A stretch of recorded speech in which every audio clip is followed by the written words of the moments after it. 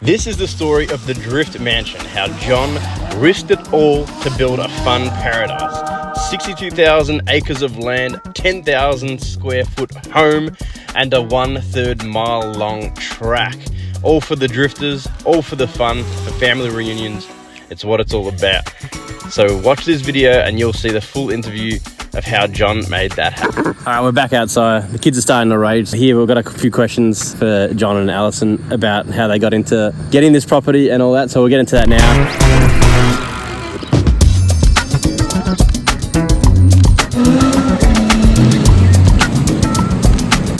First, tell us about how this all came about. Oh man, I was in automotive for over a decade, and I was kind of looking for a way out. I wanted a life change. I didn't want to do the same thing, but basically I had technicians that were leaving to relocate, and I didn't want to train anybody else. I didn't want to continue down the path I was on. I wanted something different. So we were originally thinking about a public venue, something related to automotive. I wanted to stay in the field, but I didn't want to build cars anymore. We basically were looking at land to start fresh and build something new. We looked at places that had no infrastructure, had a contract on one, and I went out to it and it didn't feel right. It felt like there was no way we were going to make something happen here, because starting from complete scratch, I learned was not something I wanted to do. So we found another property to open our public place at that we had in mind, and it was an old airport, and really the bones of it were great, and it had water and electric on it already, and it had an old airport which was a drag strip, so it had a bunch of asphalt already down, you know?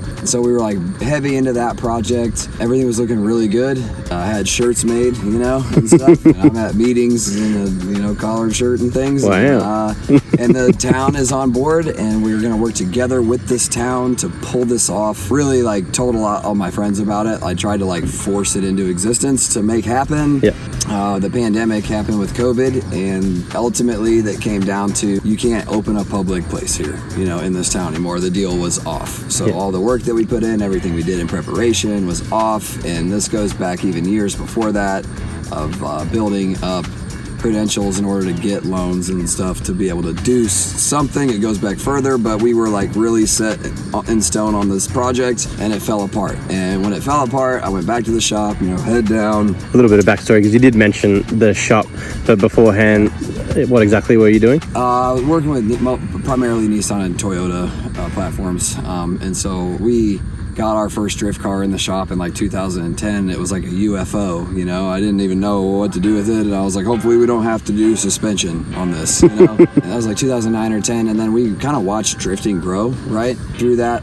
We went to maybe 2 or 3 drift events. It was always in a different car, usually an S chassis. We would build a car, take it to 2 events, work on it, shake it down, make it perfect, sell it, right? So, and we'd have a little bit of fun there, but I was not a dedicated drift car pilot, right? I was always in something different, but that's what we did. We did I still do salvage. I still have the shop. We kind of use it now to maintain the drift cars, and I still have an eBay store where we sell used parts, but we don't build cars anymore. We sold the dynos. We no longer do any tuning, and we don't even do any more customer work. Basically, it's just salvage and a place to work on the cars. It's an hour and a half from here. But that was my history, and I started that whole business from scratch. What was the name? Spoolin Enterprises. Okay. Yeah, originally we were 300ZX only, because no one else wanted to work on them, so we kind of chose that path, and it was called Z Hookup, Yeah. And as we kind of opened up, because everything else was easier to work on than a 300ZX, we kind of went with our LLC name, our mother company name, which was Spoolin Enterprises. Okay. So, and we had a lot of fun with it for a lot of years. Shop life, it's good. If I was gonna have to train a new team and bring new people in, I didn't have another one of those in me. Back to once the thing that I tried to force into existence failed, put my head down, I went back to Spoolin. This was middle to end of January of 2021. Now I'm having breakfast, just flipping through Zillow. I'm back on Zillow, Anyway, it got kind of tricky, but how we found this place is I was searching through all, after work. It was the day before Valentine's Day. I found this property on Zillow, and I was scrolling through it. I'm what is this doing here? I was kind of familiar. I was oh, okay, it's West Plains, but it was the town was Pomona. Where is this place? Why is this here? And it was the house, and then the track was much smaller. It was 40 to 50% of the size, and it just went around. It was just a go-kart track around this house. I'll throw in some images so you can see before and after. But the bones were here, you know. When I didn't want to start from nothing, and I was like, this place has bones. But I was like, what, could we do with this place how could we make money, here? Kind of backing up a little bit. When I found that property, I was like, of course, extremely interested. I'm on my phone. We're in our living room.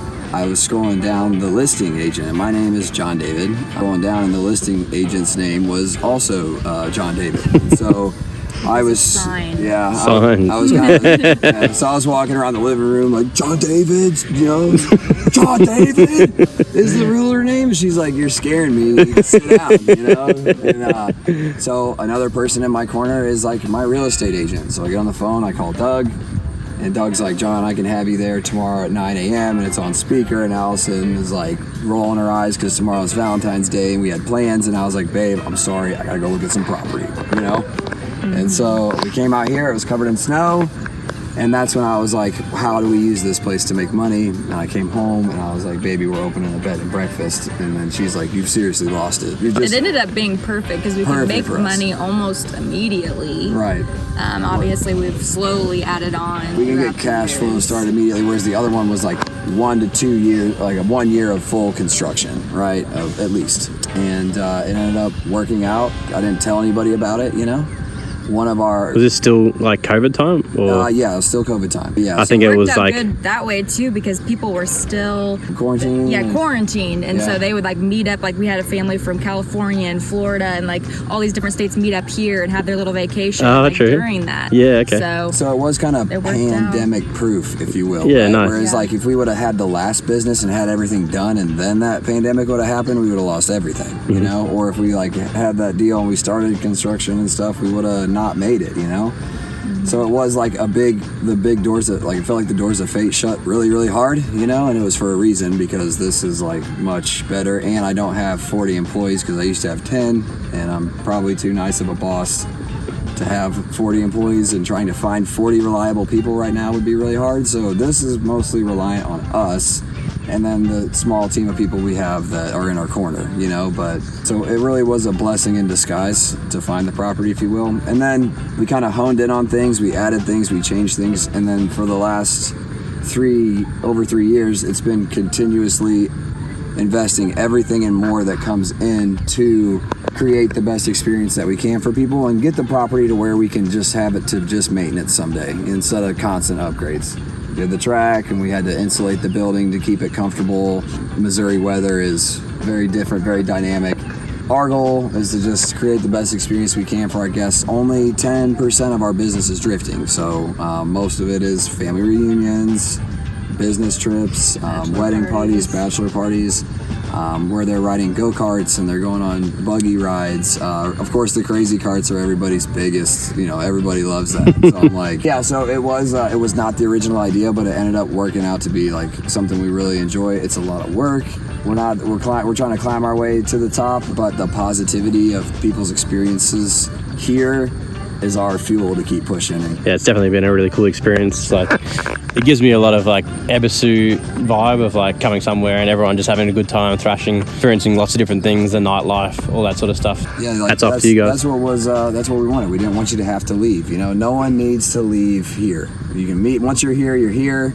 You don't need to go anywhere for entertainment. Or we are wrapping up that big Drift Mansion event. We do 2 of those a year. Those are like 18, 19-hour work days for us, coming off that high of running that. But now it's kind of back to our normal rental schedule. We have a very busy season, so we do like our drift weekends. Those are definitely our people, and we get just as much satisfaction out of doing the bed and breakfast side of it for anybody that comes. Yeah, it's really cool. I'm interested to know your side, Allison, of like the whole process, because obviously you had the business running. Were you working at the same time like before this, or was like the lifestyle change supporting John through like his crazy mad ideas? It was a lot at first. We were both working full-time, so he worked at the shop in Springfield and here, and then I was a nurse in Springfield, which is 2 hours away. Kind of dwindled down that job and eventually quit that job, and I just worked here with John. And I mean, I don't know how I could not love it, because again, people come here, they enjoy themselves. So you could see the end goal, big picture of Yeah. the lifestyle Very and everything rewarding. Yeah. Yeah. So like I said, we're not at the top yet. We're gonna keep climbing, but like, you know, in several years, we're gonna have a really good mom and pop shop and be hosting events for people that make unforgettable memories here, you know? Yeah. And we get to meet a lot of cool people too. Yeah, we attract some pretty Yeah. awesome people here. So we live in the middle of nowhere, and In a camper. but everybody comes to us. Yeah, yeah, it's really cool. You've So- told me a few, like, do you want to rattle off a couple of like really cool things that have gone down here? We've had some really... RTR. Yeah, RTR, the pool jump. Insert clip. I haven't even seen it yet. I got it. Pull up to the club, need Frankenstein, hit the bank and slide. Basically, that entire filming was pretty hard on the neighborhood, really. I think that's probably the worst thing we've ever done here because it had to be done at night. But usually we shut stuff off at 10. We do have some neighbors, and so we're respectful that we shut like the gas-powered stuff off at 10 o'clock usually, and that's plenty of time for people to enjoy the activities. But there's still people that are upset with us after RTR was here for 4 Because nights. they had like explosions and Yes, bombs, fireworks, it's and like you said it was like 4:30. through the night. Yeah, first week of school, you know. This year we did the 4th of July, and then I think we're doing another October one. Okay. So we like to do like a summer one, a fall one. We're gonna push for 3 a year, but it is a lot of work and a lot goes into it. So this is we're what, just- like the fourth or fifth? This is the or- third big Okay, event. We third. call it 3.5. We did it on the old track. We Yeah. did the test run, you know, and it rained and there was no gravel parking and the track was way smaller. Yeah, And there was 17 cars here, and it was a good party. no doubt. It was cold. There was no insulation. It was a good party, but it was like the property can't handle drift events, you know? Yeah, fair enough. So we had to know. We found out where our weak points were. That was the first one. So this would be the 4th compared to that, but we call it like a. Fair So enough. 3 really was super organized and well put together, invitational events with Grip Royal. Awesome. So- No, thanks for that. And I appreciate it a lot. It's really Yeah, cool to man. hear the story, and I'm sure everyone else is stoked to hear it too. So it's cool to see it come this far, and looking forward to seeing what else you put together here. Right? Hopefully, I'm just trying to get to maintenance. You know. I'm just We'll like see. never even surprised anymore. Yeah. So. Got a bit of land left there. Yeah, Some a more little bit. tracks. A little jump here maybe as well. Looking at Subarus and stuff, you know. No, but yeah, man, and it's cool. Bring some rad people together, and thank you for coming out and Of course. feedback, positivity, and but yeah, you ready to get some dinner? Yeah, I'm hungry. Let's eat. Let's do it. Thank you. Yeah, buddy.